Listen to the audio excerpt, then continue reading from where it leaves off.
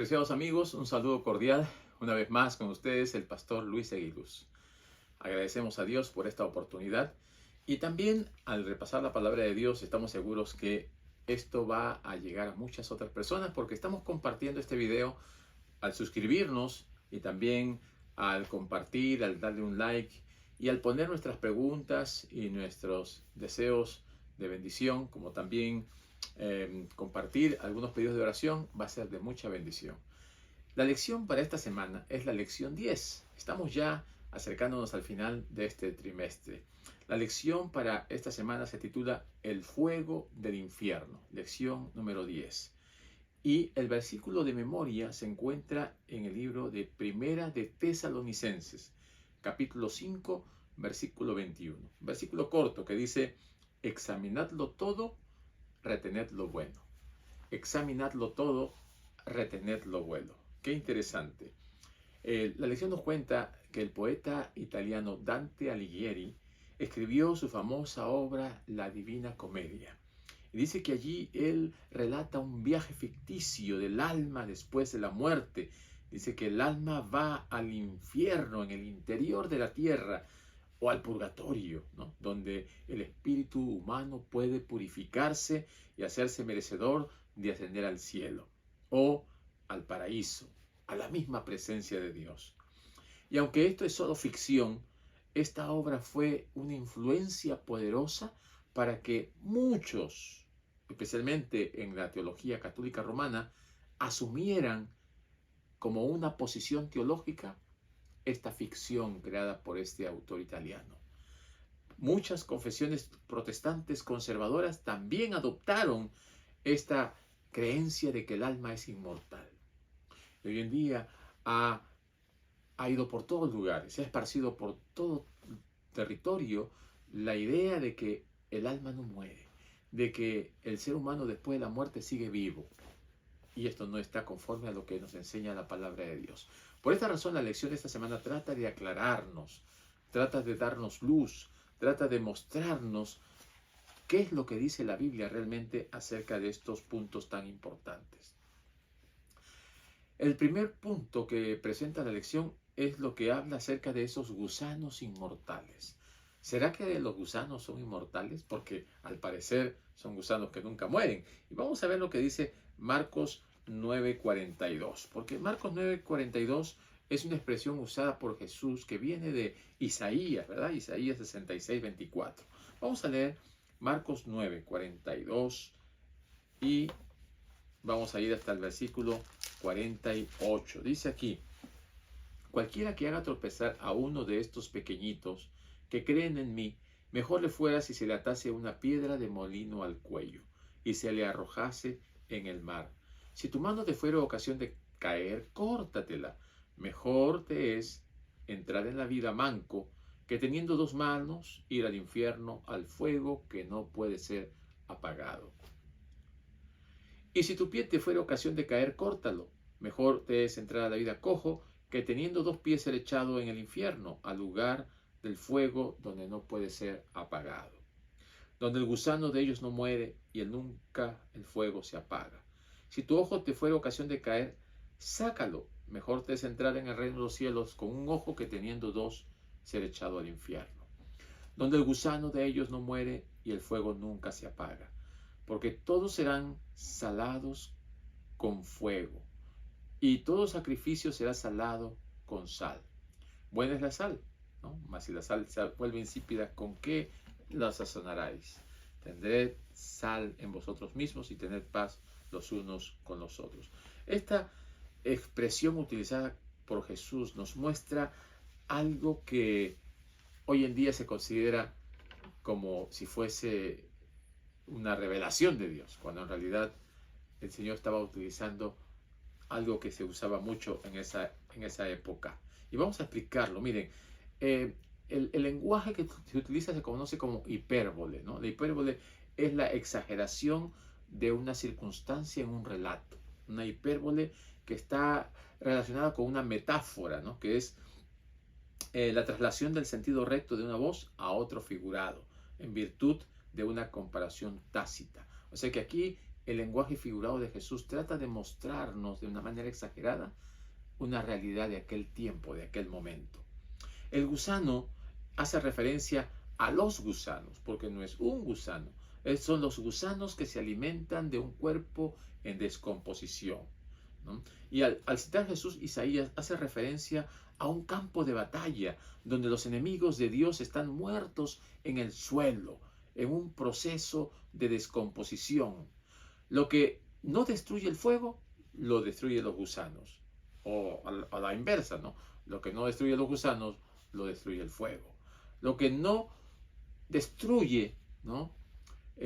Lo que ha quedado allí, al final va a ser de todas maneras destruido de una u otra forma.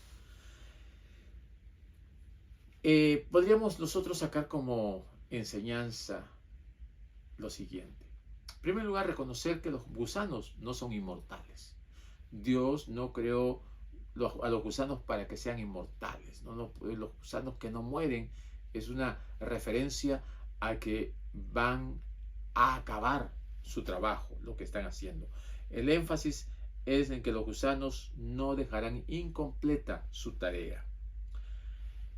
En primer lugar, también aquí nos muestra una descripción física, ¿ves? Se ve que los impíos tienen un cuerpo, porque los gusanos no destruyen cuerpos inmateriales, ¿no?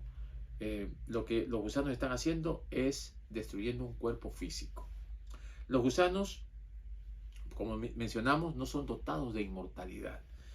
Y es la metáfora del mismo tipo de fuego que no se apagará. O sea, está aquí utilizando un tipo de paralelismo, ¿no? Un paralelismo en el cual trata de mostrar que así como los gusanos destruyen y acaban al ser humano, el fuego también los destruirá y los acabará. Paralelismo sinónimo. Cuando aquí habla del infierno, tenemos que nosotros entender el contexto en el que está mencionando. Allá en el valle de Hinnom, al sureste de Jerusalén, ¿no? Se ofrecían sacrificios a los niños en antiguo Israel. Y el profeta Josías fue y destruyó ese lugar. Y esa destrucción hizo que quedara allí todos los muertos, y allí luego traían todas las basuras, los animales muertos, todo traían allí, y toda esa basura acumulada, todos esos animales muertos que traían, los delincuentes que eran ejecutados eran traídos allí, y esa basura que estaba con fuego, ¿no? Y decía que el fuego nunca se acababa, porque siempre traían basura y el fuego se mantenía allí, el humo siempre estaba saliendo, ¿no? Y nunca se acababan los gusanos porque tiraban otro animal muerto, otro delincuente, y siempre estaban los gusanos, como que nunca. Pasaban los años y siempre uno veía gusanos, siempre veía fuego, como que el fuego que nunca se apaga, ¿no? El Gehenna. El Señor utiliza esa figura porque ellos entendían ese lugar donde iban a botar la basura, ¿no? Hasta los griegos, ¿no? Cuando un niño nacía con defectos, dice tirarlo al Gehenna, tirarlo al basurero, ¿no? Y allí estaba lleno de animales muertos, de cuerpos descompuestos, y los gusanos estaban ahí siempre, ¿no? No es que los gusanos vivían para siempre, sino allí estaban aflorando constantemente. Jesús utiliza eso para decirles también que al final los impíos terminarían así, ¿no? Terminarían destruidos para siempre. Hay un ejemplo de esta expresión en Génesis 2:25, ¿no? Que se utiliza un imperfecto, ¿no? Allí se dice que Adán y Eva no se avergonzaban porque estaban desnudos, no se avergonzaban, imperfecto. Pero en Génesis 3:7, después del pecado, dice se avergonzaron, ¿no? Entonces, el no se avergonzaba es imperfecto, que en cualquier momento podrían dejar de avergonzarse, como ocurrió más adelante por el pecado. También allí, cuando habla de los gusanos, cuando habla del fuego, significa que esos gusanos en un momento terminarían su función y acabarían. El fuego también, de igual manera, como se menciona en otros textos que vamos a ver más adelante cuando hablemos del fuego. Pero no son gusanos inmortales, ellos terminan su función y los gusanos van a morir porque ya acabaron lo que tenían que hacer. Vamos a ver el siguiente aspecto. Dice el fuego del infierno.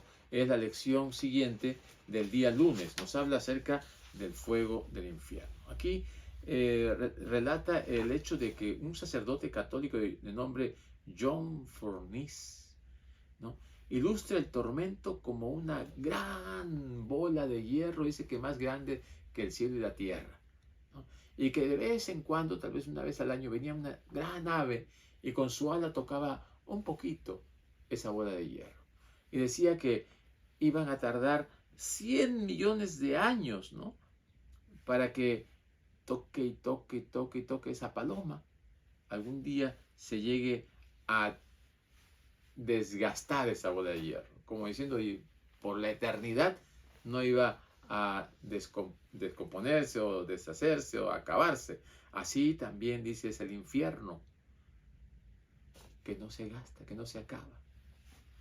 Y esta idea de este sacerdote católico es una idea que ha comenzado también a tomar fuerza. Y muchos piensan, ¿no?, que el infierno es un lugar de sufrimiento constante y permanente. Pero la Biblia no habla de esto. Vamos a ver en el libro de Malaquías, capítulo 4, versículo 1. Vamos a leer aquí Malaquías 4:1, que nos dice el profeta Malaquías. Dice: porque aquí viene el día ardiente como un horno, y todos los soberbios y todos los que hacen maldad serán estopa. Aquel día que vendrá los abrazará, ha dicho Jehová de los ejércitos, y no les dejará ni raíz ni rama. De aquí nos dice que vendrá el día ardiente como un horno, y luego dice que no dejará ni raíz ni rama. Nos da a entender, pues, que va a haber un día ardiente y que va a acabar todas las cosas. Otro texto nos lleva al libro de Judas, allí en el Nuevo Testamento, y nos refiere el versículo 7. Vamos a leerlo. Dice: como Sodoma y Gomorra y las ciudades vecinas, las cuales de la misma manera que aquellos, habiendo fornicado e ido en pos de vicios contra la naturaleza, fueron puestas por ejemplo, sufriendo el castigo del fuego eterno. Ahora, tenemos que entender que en estos momentos Sodoma y Gomorra ya no existen. Y ustedes van allá y no ven el fuego que está ardiendo. Cuando dice fuego eterno se está refiriendo a la finalidad que tiene ese fuego, de destruir y de acabar con todo, ¿no? Y hay varios versículos que se menciona este fuego que dice fuego eterno. Entonces, fuego eterno tiene unos 3 significados. El significado de Dios, ¿no? Dios es eterno. Cuando se menciona la palabra eterno, para Dios habla de su eternidad. Cuando se refiere a los seres humanos, el límite de su tiempo de vida, porque nosotros como seres humanos tenemos un tiempo, ¿no? Y dice, yo voy a ser fiel por la eternidad, pero estoy hablando en función a mi limitación, que es mi tiempo de vida. Yo no dependo de mí para vivir después de muerto. Y cuando habla del fuego, fuego eterno, no se apagará hasta que consuma lo que está quemando, ¿no? Por decir que si yo agarro un papel, ¿no?, y lo quemo y comienza a quemarse, y digo, este papel se está quemando para siempre, se está quemando por la eternidad, y cuando termine de quemarse, dice, este papel se quemó para siempre, por la eternidad se quemó. Pero no se está quemando, no sigue ardiendo, ya prácticamente se quemó, se desapareció, pero se quemó por la eternidad, ya está quemado.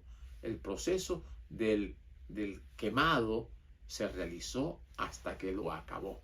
De igual manera ocurrirá con todos los seres humanos. Se consumirá a los impíos hasta que no quede raíz ni rama. Si no, estaríamos en problemas, ¿no? ¿Cuáles son las implicaciones del castigo eterno? Miremos. En primer lugar, si se castiga a los malvados para siempre, ¿no?, significa que el mal no se erradicará, porque están allí con los impíos que están sufriendo eternamente. En segundo lugar, todavía la vida deriva de Dios. O sea, el que da la vida es Dios. Entonces Dios estaría dándole la vida a esas personas impías. Y por último, Dios no quiere la muerte del malvado. Dios sufre cuando alguien muere, y más cuando morirá por la eternidad, porque Dios nos ha creado, Dios nos ha dado vida y Dios quiere que vivamos para siempre.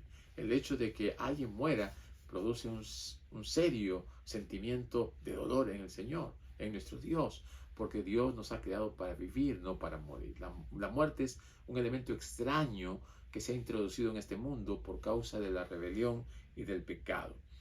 Todas las referencias bíblicas al fuego eterno deben considerarse alusiones al lago de fuego posterior al milenio, según está registrado en Apocalipsis 20. ¿Qué nos indica esto? ¿Qué nos quiere decir esto en pocas palabras? Que no hay infierno presente y que arda para siempre. No hay.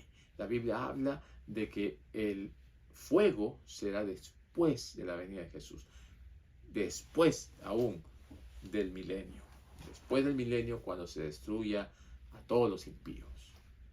Ahora los muertos están descansando. Ahora los muertos no saben nada. Los muertos están sin conciencia. Así que no hay un infierno en este momento. Como hemos mencionado, son enseñanzas que han sido introducidas por influencia de la filosofía griega, que ha llegado a la Iglesia Católica y que los ha tomado como parte de su teología, ¿no? Y eso es lo que se enseña también en el catecismo.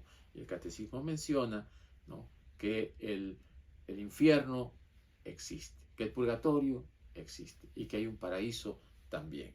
Y vamos a verlo esto en la parte siguiente del día martes. Nos habla santos en el purgatorio. ¿Ustedes creen que hay santos en el purgatorio? Bueno, veamos qué es lo que nos dice la Biblia, ¿no? Porque la Iglesia Católica Romana sostiene que los muertos que no merecen el infierno, pero que aún no están listos para ir al paraíso, pueden purgar o pueden pasar un tiempo, ¿no?, sufriendo por sus pecados en el purgatorio y luego de allí pasar al paraíso. Así que el purgatorio es un lugar intermedio para los católicos entre el infierno de sufrimiento eterno y el cielo de bendición eterna. Y mientras tanto están allí en el purgatorio, purgando sus pecados, pagando sus penas, para que puedan pasar al cielo. Qué craso error y qué enseñanza más fatal, porque esto trae muchas complicaciones en la enseñanza de la palabra de Dios.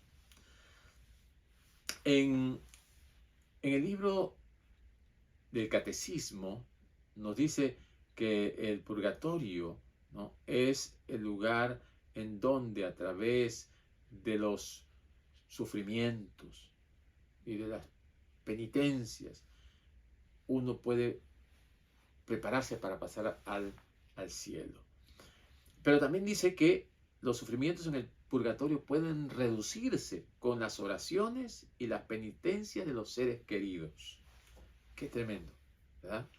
Como si yo pudiese interceder por un familiar para que se salve, para que alcance la vida eterna. Y no es así. La Biblia dice que solamente hay un mediador y un intercesor, que es Jesucristo el justo. Y la refutación bíblica al purgatorio lo encontramos desde Eclesiastés 9:10, ¿no?, que nos dice que en el Seol, a donde vas, no hay obra, ni trabajo, ni ciencia, ni sabiduría.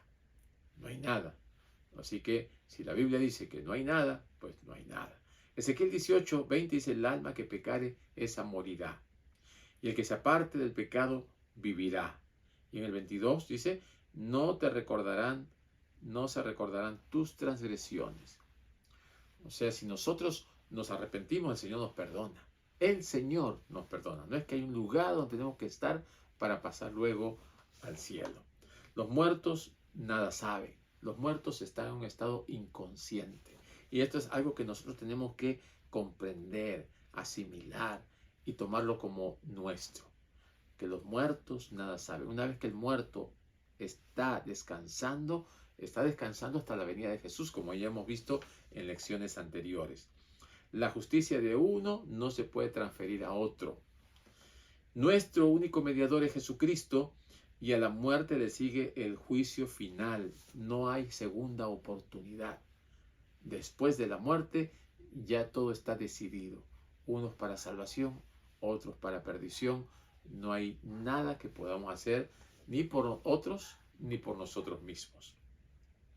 Lo que sucede es que Satanás trata de distorsionar el carácter de Dios. Satanás trata de presentar al mundo y al universo a un Dios tirano, a un Dios malvado, a un Dios que quiere ser justiciero y quiere que la gente haga las cosas como Él quiere, y si no, hay persecución y hay destrucción y hay matanzas, ¿no?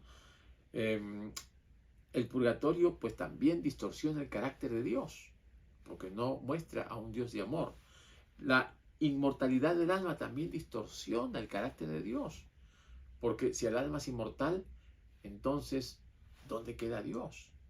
Dios es el que da la vida, no es que el alma es inmortal por sí misma. Dios es el que da la vida, y Dios también la quita. Y el infierno también, tal como lo dice la Iglesia Católica, distorsiona el carácter de Dios, porque no es bíblico que una persona esté atormentada por siglos y por años, y a unos hasta por la eternidad, según es la enseñanza católica. En vez de que los muertos esperen a la segunda venida dormidos, sugiere que sufren hasta que alguien los saque, hasta que alguien interceda, hasta que alguien pague. Y la salvación no es por algo que yo pueda hacer, por algo que yo pueda pagar, por algo que yo pueda esforzarme. La salvación es un don de Dios y viene gratuitamente por Cristo. Así que, ¿hay santos en el purgatorio? No, porque ni siquiera existe purgatorio. En el paraíso hay almas incorpóreas, o sea, hay almas que no tienen cuerpo. Aunque muchos protestantes no aceptan el purgatorio, muchos creen que las almas de los justos muertos ya disfrutan del paraíso en la misma presencia de Dios. Y la doctrina bíblica de la resurrección y el juicio de los muertos, pues queda mal parada en la Biblia, ¿no? Si es que ya se han ido los justos al cielo, ¿para qué hay juicio? ¿Para qué hay segunda venida? No tendría sentido. La Biblia nos dice que hay algunos personajes que están ya en el cielo. Por ejemplo, Enoc y Elías, que fueron sin conocer la muerte. Pero también nos dice que está Moisés, quien resucitó después de haber muerto, y aquellos que resucitaron con Cristo el día en el que el Señor resucitó. Son los que la Biblia menciona. Todos los demás muertos están en sus tumbas, descansando hasta el día cuando el Señor los llame para vida, o luego del milenio los llame para destrucción. Y también, como hemos visto en las semanas anteriores, aquellas almas que están debajo del altar es una expresión metafórica acerca de la justicia, de que el Señor un día va a reivindicar a todos aquellos que murieron injustamente. La tumba, pues, es el lugar de descanso de los muertos. Los muertos, incluso los muertos justos, no son almas incorpóreas que deambulan por el cielo, esperando pacientemente reunirse su cuerpo en la resurrección final. No, todos están dormidos, todos están descansando, y cuando el Señor venga recién allí, será el día de la gloriosa resurrección, el día cuando Cristo venga. Los justos muertos se elevarán así para ser recompensados por el Señor y darles el premio, supremo galardón, la vida eterna, para que vivan para siempre. Así que, mis queridos amigos, mis queridos hermanos, no hay almas en el cielo. Los que mueren no van al cielo. Irán cuando Cristo venga. Tenemos nosotros que aceptar lo que dice la Biblia, con un así está escrito, así es. ¿Cuál es nuestra cosmovisión bíblica? Pues que la inmortalidad es condicional. Adán y Eva fueron creados con inmortalidad condicional, supeditada a su obediencia, ¿no? Nosotros creemos que en este mundo Dios creó todo perfecto, pero por la desobediencia de nuestros primeros padres entró el pecado en este mundo. Después de la rebelión de Satanás en el cielo, aquí en este mundo fue la entrada al pecado, y pues el hombre de allí en adelante experimenta la muerte. Solamente en Dios hay vida, solamente Él puede devolver la vida, y solamente Él es inmortal. Y además de eso, Él es la fuente de la vida. De Él emana la vida y Él la da a quien Él quiere. Cuando el pecado entró en este mundo, se rompió esa relación con Dios. Y el Señor la va a restaurar a través de Jesucristo, quien vino a este mundo a morir por nosotros, a morir en nuestro lugar, para que nosotros podamos tener esa vida y vida en abundancia. Tenemos que tener fe, confianza, esperanza de que un día esto va a ser una realidad. Pero así como el pecado entró por un hombre, Adán, también la salvación entró por un hombre, Jesucristo. Y tenemos nosotros que acudir a Él para que tengamos la vida eterna. Esto significa que la vida eterna es un don de Dios que lo recibimos por medio de Jesucristo. La vida eterna es un don gratuito. La vida eterna es un regalo de Dios. La vida eterna es algo que disfrutarán aquellos que han aceptado a Jesús hoy día como su Salvador y que han decidido comenzar la vida eterna desde ahora. La lección de esta semana trata de mostrarnos de manera clara de que no debemos dejarnos engañar por el enemigo. No debemos dejarnos engañar por Satanás y sus trampas y sus acusaciones y sus prerrogativas de quererse hacer pasar Dios, ¿no?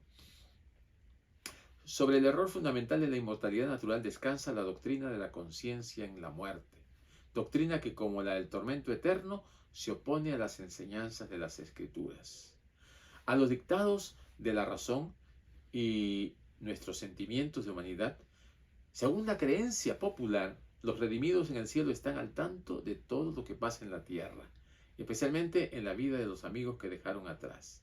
Pero, ¿cómo podría ser una fuente de felicidad que los muertos, ¿no?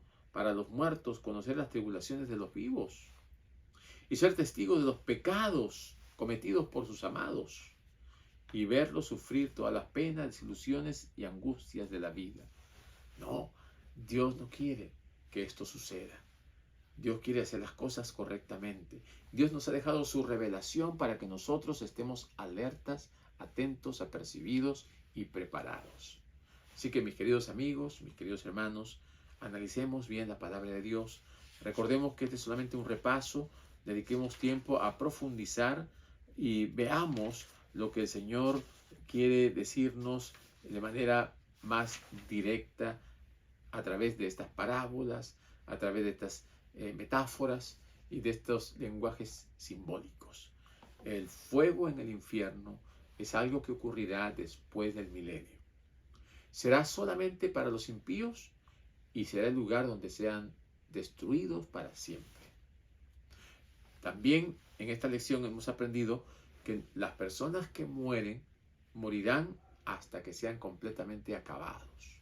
No estarán muriendo ni sufriendo por la eternidad. También hemos visto que el fuego del infierno es un fuego que también se extingue, que también se apaga, pero destruye. Su destrucción es la que es para siempre, una destrucción para la eternidad. Y recordemos que no existe purgatorio, que el purgatorio es una enseñanza e invención católica y que más bien los muertos descansan hasta la venida de nuestro Señor Jesucristo. Que Dios nos bendiga, que Dios nos ayude, que sigamos estudiando su palabra y recordemos que cuando Cristo venga todos estaremos listos si es que desde ahora nos preparamos aceptando a Jesús como nuestro Señor y Salvador. Que el Señor te bendiga, que tengas una feliz semana.